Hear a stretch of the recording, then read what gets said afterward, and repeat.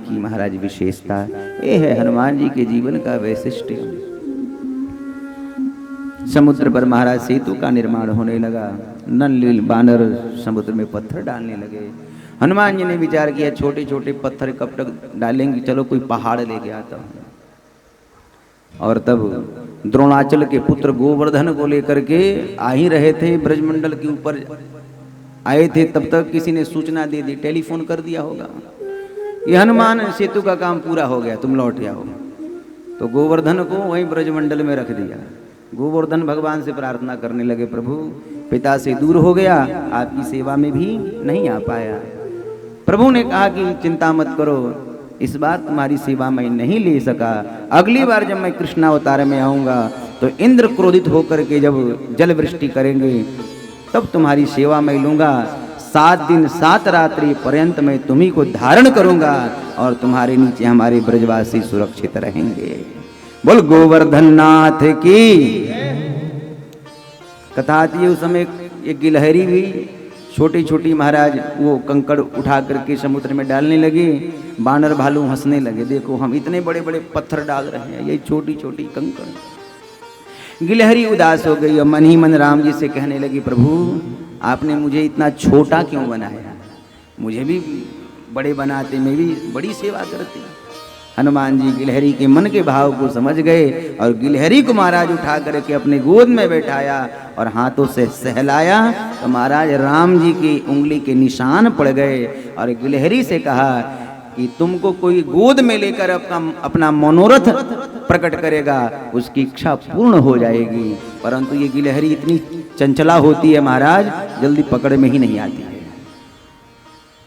रामेश्वरम की स्थापना हुई है, प्रभु ने लंका में प्रवेश किया है, युद्ध प्रारंभ हुआ और एक ही दिन के युद्ध में भगवान ने रावण की आधी सेना को समाप्त कर दिया। प्रभु ने जो है रावण की सेना को समाप्त करना प्रारंभ किया। दोनों में युद्ध हुआ, सारे सैनिक मारे गए। लखनलाल जी को शक्ति लगी है, राम जी के गोद में लेटे हैं, राम जी रो रहे हैं। विभीषण ने कहा सुषेण वैद्य आए तो हो सकता है लखन की रक्षा हो जाए। हनुमान जी गए, वहां से पूरा महाराज घर ही उठा के लेके चले आए। सुषेण वैद्य ने पहले तो मना किया, फिर विचार किया कि वैद्य का धर्म है सेवा करना, रोगी की सेवा, रोगी का सेवा करना। सुषेण ने कहा कि सूर्योदय से पहले संजीवनी बूटी हिमालय से कोई ला सके तो मैं प्राण बचा सकता हूँ। हनुमान जी छलांग लगाए, पहुंच गए। सूर्य नारायण से कहा कि देखो गुरुजी अब उदय मत होना, नहीं तो याद है ना बाल समय रवि भक्ष लियो तब, उदय तुम मत होना। गए महाराज दवा लाने के लिए, संजीवनी बूटी, दवा पहचान में नहीं आए तो पूरा पहाड़ ही उठा लिया। डॉक्टर लाने गए तो हॉस्पिटल उठा लाए, डॉक्टर लाने गए तो पूरा हॉस्पिटल ही उठा लाए।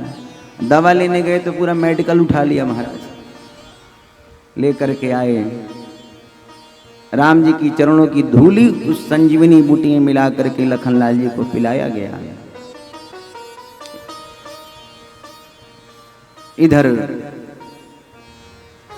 कौशल्या मैया, सुमित्रा, उर्मिला, इनको जब पता चला तो उर्मिला बड़ी प्रसन्न है। किसी ने कहा कि आप प्रसन्न क्यों हैं, तुम्हारे पति को शक्ति लगी है। उर्मिला ने कहा कि हमारे पति तो सो रहे हैं और प्रभु श्री राम रो रहे हैं, हमारे पति तो सो रहे हैं।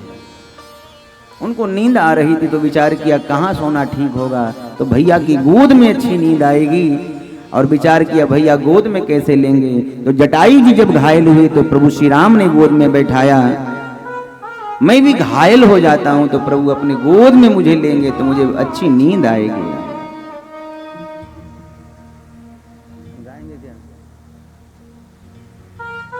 जानबूझ करके महाराज लखनलाल जी घायल हुए, राम जी का गोद प्राप्त हुआ।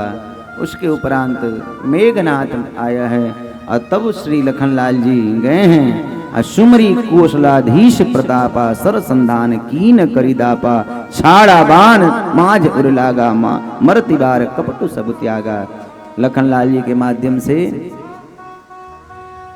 इंद्रजीत मेघनाथ का कल्याण हुआ। और मेघनाथ काम का प्रतीक है। काम को तो महाराज कोई लखन जैसा काम विजय प्राप्त वीर ही मार सकता है। उसके उपरांत स्वयं रावण आया है। बार बार महाराज प्रभु शीश काट रहे हैं, जुड़ जा रहा है। और तब विभीषण ने कहा, प्रभु इसके नाभि में पीयूष है, अमृत है, पहले उस अमृत को सुखाओ, तब इसका उद्धार होगा, तब इसका वध होगा। नाभि कुंड पीयूष बस के, नाभि कुंड पीयूष बस नाथ जियत रावण बल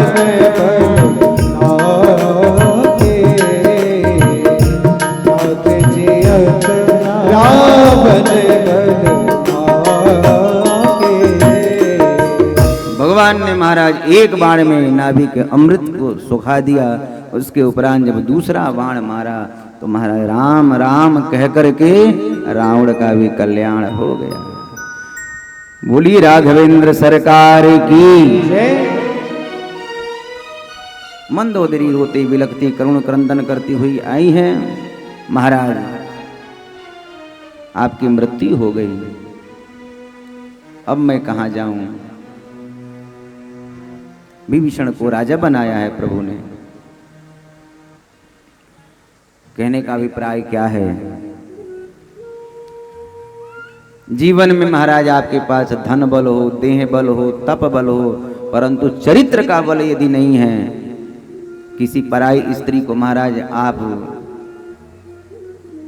देखेंगे, चरित्र का बल यदि ठीक नहीं है तो व्यक्ति एक दिन रावण की तरह मारा जाता है। और एक बार नहीं, वो तो बार बार मारा जाता है। रावण को लोग प्रत्येक वर्ष मारते हैं, प्रत्येक वर्ष जलाते हैं। आपके गांव राजनंदगांव में मैं देख रहा था, कई जगह रावण की पुतला महाराज तैयार हो रहा था, है ना। जिसका चरित्र ठीक नहीं है, जिसके पास चरित्र का बल नहीं है, वो तो महाराज बार बार जलाया जाएगा।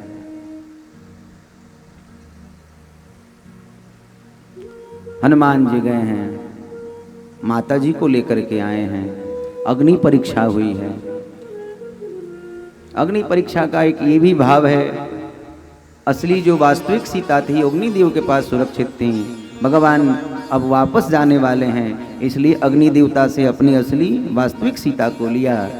और वहाँ से सारे बानर भालू कहने लगे, प्रभु हम चलेंगे आपके साथ, हम मैया कैकेयी का चरण छूना चाहते हैं। जिन कैकेयी की कृपा से कैकेयी ने यदि आपको वन नहीं दिया होता तो आपका दर्शन हमें नहीं मिला होता। उन मैया कैकेयी से हम मिलना चाहते हैं, मैया कौशल्या से हम मिलना चाहते हैं, आपकी जन्मभूमि को प्रणाम करना चाहते हैं।